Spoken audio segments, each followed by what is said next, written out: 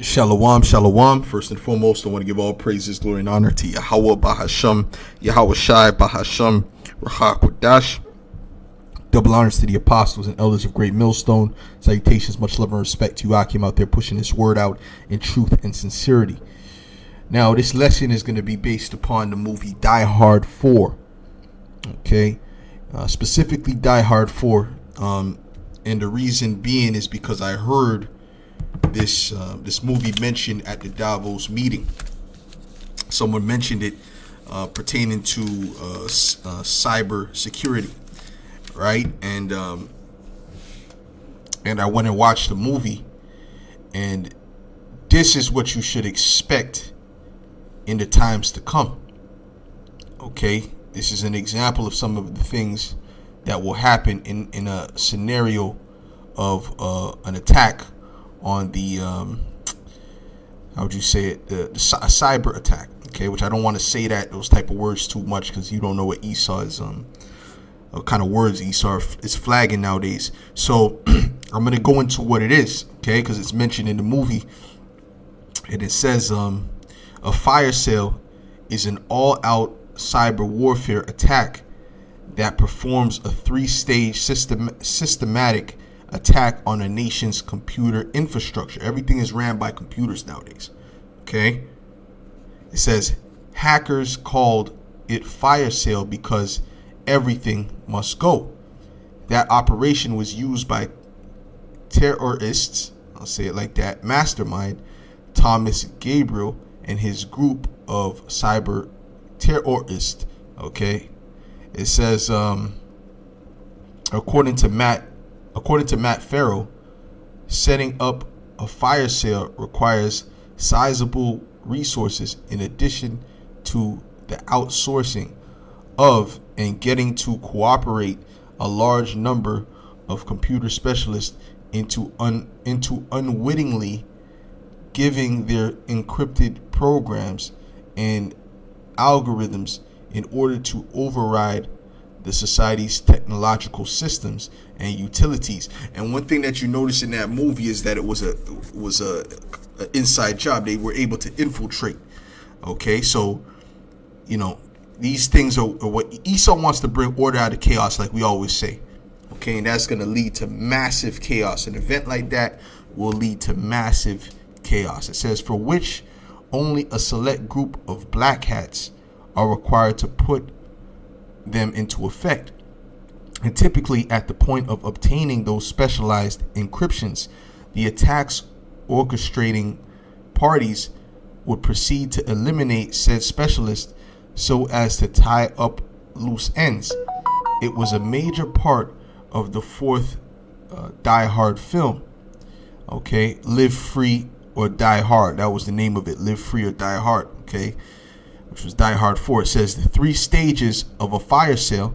Stage 1, shutting down all transportation systems such as traffic lights, railroads, rail lines, subway systems, and airport systems. So that prevents you from being able to go anywhere. Okay, you saw that they had to get out their cars and walk because they were messing with the traffic lights so bad that all the lights were green, so there's all kind of crashes happening. Okay, they made all the lights green, so everyone just went and they were just colliding into each other. So obviously people couldn't move, right? Then they shut down the subway and things of that nature. They even started to turn off the lights within the tunnels where the cars were driving. All right, so that caused chaos. So that's easy, all right, to do once you're able to attack the system. Okay, and it says stage 2, it says disable the financial systems, including Wall Street, banks, and financial records. What are they trying to do? They're trying to bring in a new monetary system, right? CBDC, they're trying to bring that in so that they can come in with their digital ID, which we know what that's going to pertain. Okay, Revelation, the 13th chapter. All right, so we can clearly see that this would be a disastrous scenario because in the stock market crashed, right? When you look at the movie, the stock market completely crashed. All right, people were going crazy. So you know, and you already see what's happening with the banks now, right? And on the low, that might be that's probably a bail-in that's happening, okay? Because you know they're going to be doing bail-ins, which a bail-in is when the bank uses your money that you have in there to pay off their debts, okay? And they can do that legally, all right? It says turning off public utility systems such as electricity, gas lines, telecommunication, and satellite systems, right? So if they turn off the gas, right? The heating system, your heating system won't work. The electricity, right? You won't have any lights. Okay. What else? The pumps at the gas station won't work. When the power is out, pumps at the gas station don't work. I saw that for myself. Okay. So you're not going to be able to, you can only go so far with that car that you got. All right. Telecommunications and which would be like your cell phones, your landlines, all those things would be shut off. They were all shut off in the movie. And satellite systems, okay, so that would knock off all broadcast. All right, so can Esau do this type of scenario for a prolonged period of time to cause chaos? Absolutely he can. Absolutely he can. Now I want to read I'm going to read Jeremiah the 30th chapter in the 7th verse, because this is what we're coming into at the end of the day. We're coming into Jacob's trouble.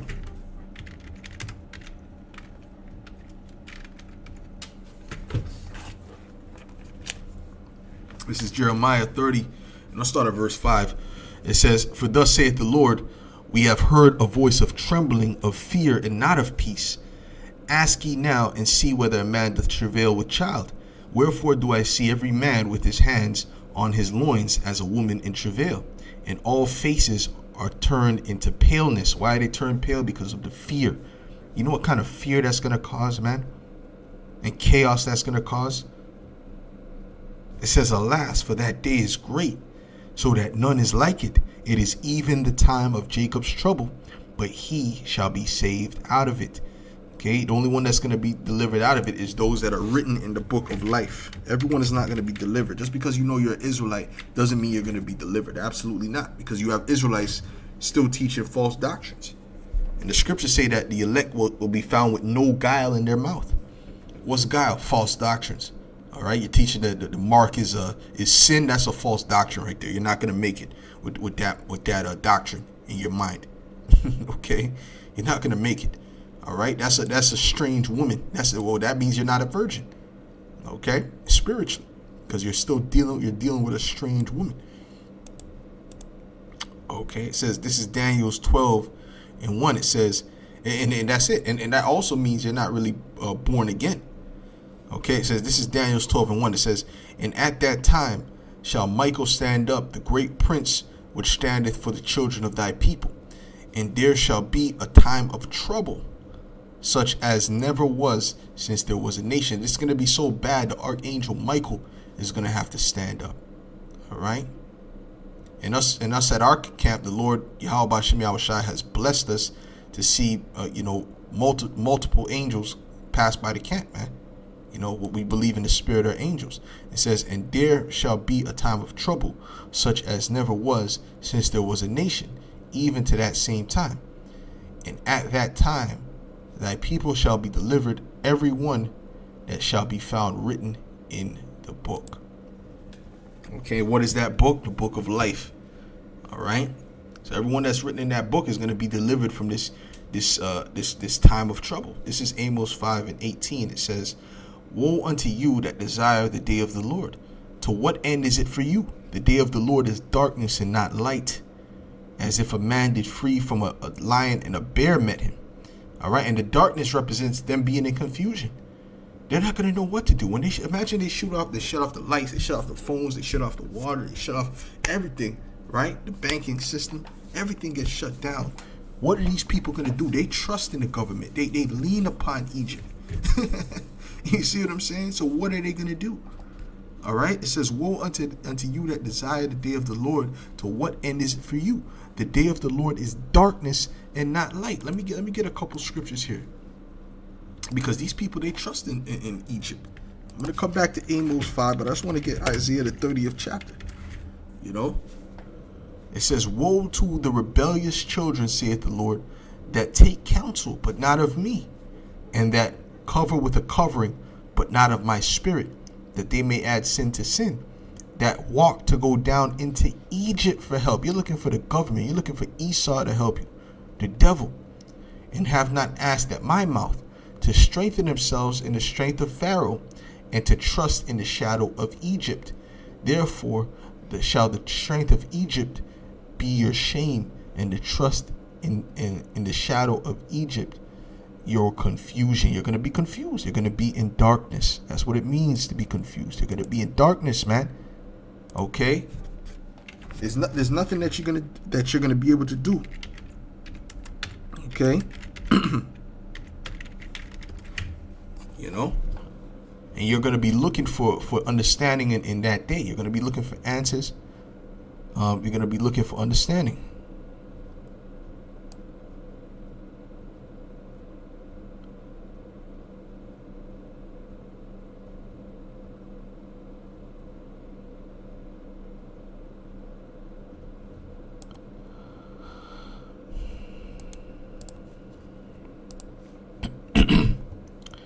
This is Isaiah 59 in verse 9. It says, therefore is judgment far from us.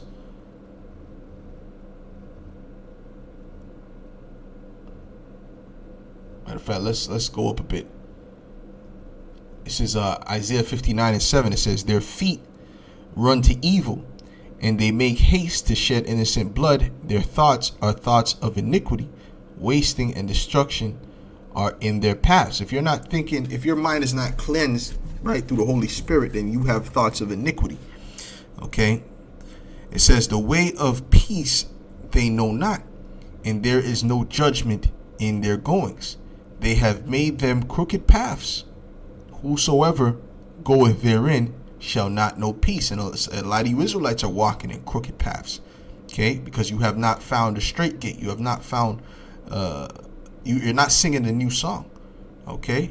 So you're walking in crooked paths. Okay? It says, therefore is judgment far from us, neither doth justice overtake us. And this is why they're constantly pushing. Forgive me for jumping in, all right? But this is why they're constantly pushing that party life, that get a wife, because they don't really realize what time we're in. Their mind is, oh, am I going to do in 50 years? My grandchildren are going to know they're Israelites. You know, my grandchildren are going to have to join the camp and this. See, they don't see. They're still in darkness. A lot of these Israelites as well. Okay, but imagine these people who have no clue about what's going on. They're walking in complete obscurity, man. Okay, it says, therefore is judgment far from us, neither doth justice overtake us.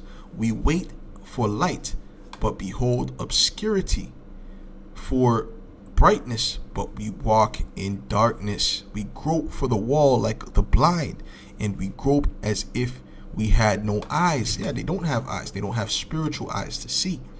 We stumble at noonday, and in the night we are in desolate places as dead men. We roar all like bears, and mourn sore like doves. We look for judgment, but there is none, for salvation, but it is far off from us. For our transgressions are multiplied before thee, and our sins testify against us. For our transgressions are with us, and as for our iniquities, we know them. So at the end of the day, man, those people that are not with Yahweh Shem Shai, they're going to be in complete darkness in this day. Okay? Let me continue in Amos 5 and 19. It says, as if a man did flee from a lion, and a bear met him, or went into the house and leaned his hand on the wall, and a serpent bit him. Shall not the day of the Lord be darkness and not light, even very dark, and no brightness in it? There's not going to be any brightness in that day, right? That's why it says, they that look through the windows be darkened, you know, because there's not going to be any brightness in the future for them, man. Okay? Where there is no vision, the people fail. The people perish. Okay, where there's no vision. All right. So there's not going to be a vision for these people in that day. Now they have a vision in their mind of what's to come. Or I'm going to buy a house. I'm going to get a dog and the white picket fence. And, I want to get 2 Mercedes, one for me, one for my wife, this and that. Right. So this is the mindset that they have, for the future. But soon that whole thing is going to be completely crushed. And they're going to see that there's nothing but darkness at the end of the tunnel that they're walking in. But the elect, there's light at the end of that tunnel. You see?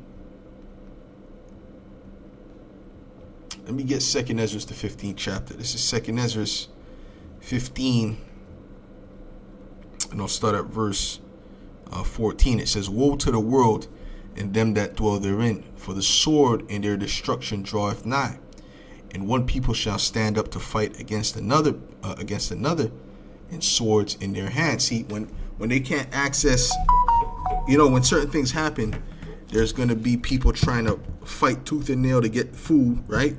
And the first day they feel like that the food is threatened in the store, the next day is going to be empty, because these people are going to go crazy.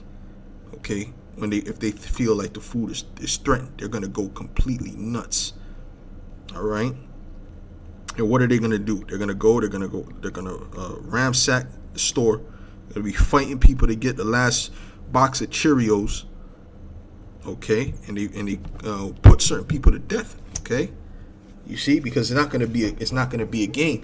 And then when that food runs out, okay, they're going to start to, there's people who don't have food. They're going to be going on the hunt. Okay. It says, "For the sword in their destruction draweth nigh, and one people shall stand up to it, and swords, which will be sedition among men, and invading one another." They'll be kicking in doors, whatever the case may be, man. Okay, to get inside to see if they have any food, any resources, anything that they need to survive. Okay, even when it comes to those people who get the C hit, right? When they try to bring things to normal, what do you think's gonna happen to them? People gonna grab them, take what they have, because they know they have the C hit and they don't. Certain people are gonna be doing that. Okay, it says, "They shall not regard their kings nor princes, and the course of their actions shall stand in their power."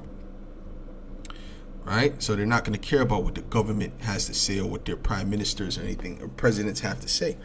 Like Justin Trudeau, there's a video. Justin Trudeau went to, Hamilton? Everywhere this guy goes, he's getting cursed out. People damn near was ready to riot and go after him. This is what was happening. Okay? I'm not telling people to do that. I'm saying what happened in the video. That's the church. That's sedition. No, that's not sedition. Okay? I'm just saying what was happening in the video. Okay? Okay, so he went to Hamilton. They told him, "You're a tyrant. Get out of here." And the security had to get aggressive, because the people were getting aggressive. So soon these high level politicians, they're not going to be able to just walk around freely like that. Okay, because people are going to be looking for them for real, and it's not going to be a game. Okay, this is the facts. This is the facts. Just the facts. It says, "They shall not regard their kings nor princes, and the course of their actions shall stand in their power. A man shall desire to go into a city, and shall not be able. For because of their pride the city shall be troubled, the houses shall be destroyed, and men shall be afraid." They might blow up some of these bridges. You don't know what these devils are getting ready to do. Okay, they might, there's gonna be blockades. There's gonna definitely be restrictions on where you can go.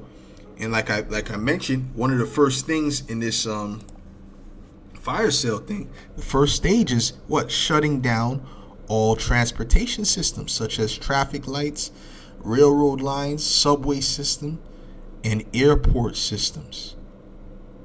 Okay, that's the first stage. All right, of this thing. So they want to restrict the traveling of these people, and soon you're gonna have your limit, your CAR bond limit, You know, okay, you passed your CAR bond limit. That's it. All right. You don't want to go to. You can't go any further. If you go any further now it's going to be charging you. It's going to come out of your little the little credits that you have. Okay. So this is what Esau is doing. It says, for because of their pride, really it's Yahweh B'Shem Yahushai using this devil to do it. You gotta say it right. It says, for because of their pride, the city shall be troubled, the houses shall be destroyed, and men shall be afraid.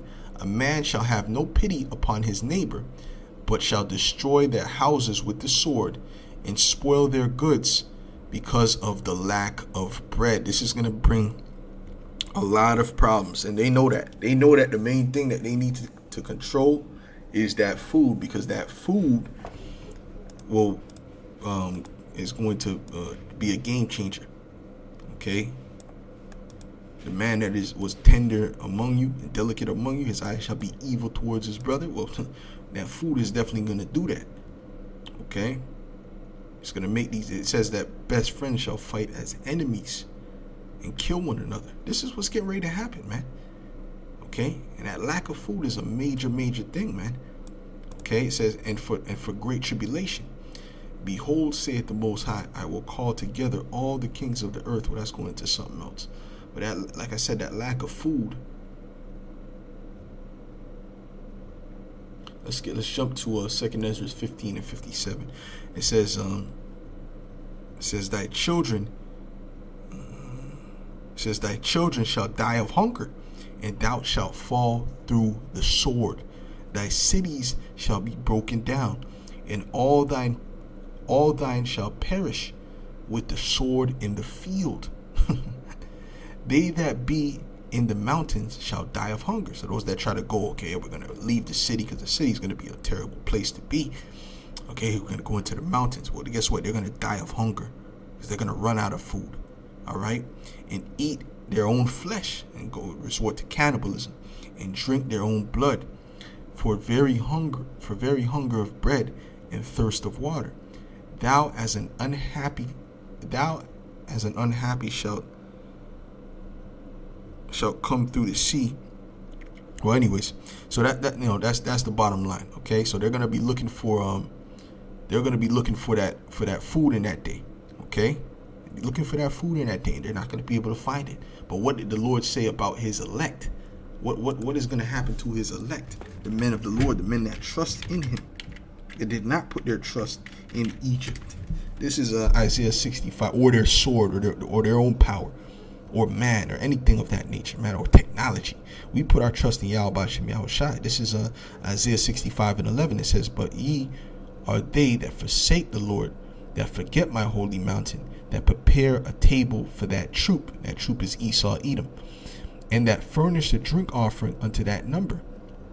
Therefore will I number you to the sword, and ye shall all bow down to the slaughter, because when I called ye did not answer, and when I spake ye did not hear, but did evil before mine eyes, and did choose that wherein I delighted not. And guess what? Those celebrities that sold out to Esau, Edom, and prepared the table for that devil, right? And they're doing what they got to do to stay where they're at. They're going to be losing as well. They're going to be in a very low state. They don't give a damn about them. They're going to get to the level of a homeless person in the matter of days. Listen, man, when Esau shuts down this system, man, okay, he doesn't have a cozy place in a bunker for 50 Cent, okay, or for any of these celebrities, man. He doesn't have a place in a bunker for you, okay. You're part of the people that gotta be taken out. You don't see how much celebrities is dropping DEAD from the juice. They don't give a damn about these celebrities or these sports players and things of that nature. You're gonna have to pay for selling out, man. Okay, it says, therefore, thus saith the Lord, behold, my servant shall eat, but ye shall be hungry. Behold, my servant shall drink, but ye shall be thirsty. Behold, my servant shall rejoice, but ye shall be ashamed. See, we're going to be the celebrities, man.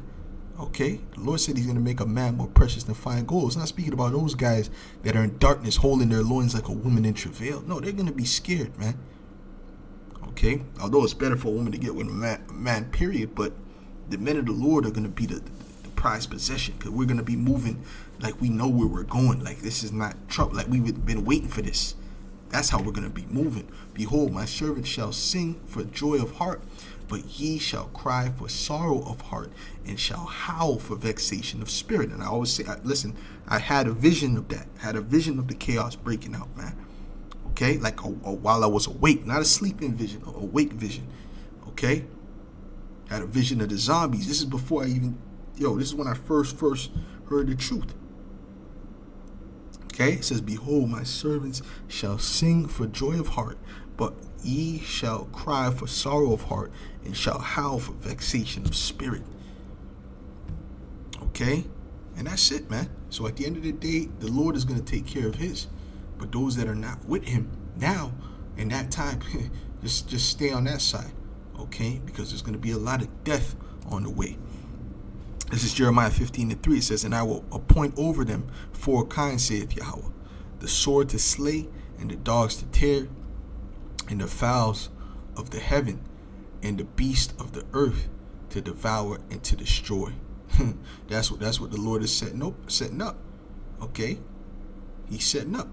I can't, and I'm actually I'm excited to see that. I'm excited to see the beast in the cities and things of that nature. It's gonna be a sight to see, And I was going to do, some work, and I went to a particular part of the city, and I saw a wolf, an actual wolf, running into the woods.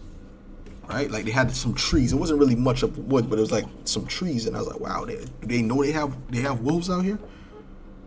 Okay, so when the Most High really sets things out, He has things prepared. He has bears and the animals in the zoo that are gonna get freed. He has different things, different scenarios that are getting ready to play out, man. Like I Am Legend, right? He was gonna go hunt those deer that was running around, and what happened? A lion. A pride of a small family of lions came, okay, and took that deer. You see, it says, let me read that again. It says, and I will appoint over them 4 kinds, saith the Lord, the sword to slay, and the dogs to tear, and the fowls of the heaven, and the beast of the earth, man, to devour and destroy. And I will cause them to be removed into all kingdoms. This is the point, okay? The Lord is going to set up. He has his armies, right? These are part of the Lord's armies. The dogs, other people, spirits of vengeance. The fowls. The nuclear missiles. The different plagues. All these things are the Lord's army. All these things are armies of the Lord. Remember, He's the Lord of hosts, which means armies. Okay.